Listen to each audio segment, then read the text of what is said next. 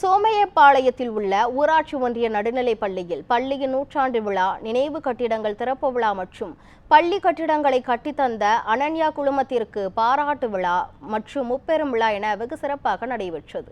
இந்த விழாவில் ஆட்சியர் பவன்குமார் கலந்து கொண்டு பள்ளியின் புதிய கட்டிடங்களை திறந்து வைத்து கல்வி மலர் புத்தகத்தை வெளியிட்டார்.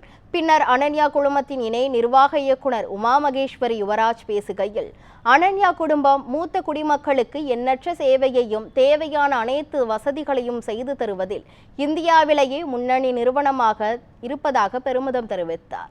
சோமையம்பாளையத்தில் உள்ள ஊராட்சி ஒன்றிய நடுநிலைப் பள்ளிக்கு 75 லட்சம் ரூபாய் செலவில் கட்டிடங்கள் புனரமைத்தும் உணவு கூடத்தை கட்டி கொடுத்திருப்பதாகவும் தெரிவித்த அவர், வரும் நாட்களில் பள்ளிகளுக்கு தேவையான உதவியையும் செய்ய தயாராக இருப்பதாக தெரிவித்தார். விழாவில் சிறப்பு விருந்தினராக கோவை மாநகராட்சி ஆணையர் சிவகுரு பிரபாகரன், கோவை மாவட்ட முதன்மை கல்வி அலுவலர் பாலமுரளி உள்ளிட்டோரும் கலந்து கொண்டனர்.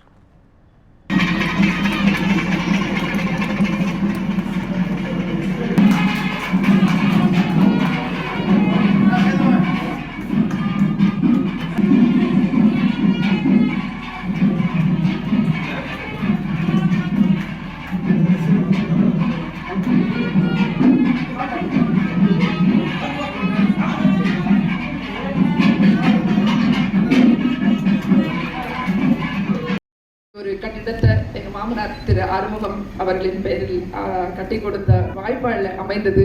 அதற்கு இறைவனுக்கு முதல் நன்றி. அனன்யா குழுமத்தின் சார்பாகவும் திரு யுவராஜ் அவர்களின் சார்பாகவும் இந்த கட்டிடத்தை திறந்து வைக்க அனைவரது ஒத்துழைப்பிற்கும் மிக்க நன்றி.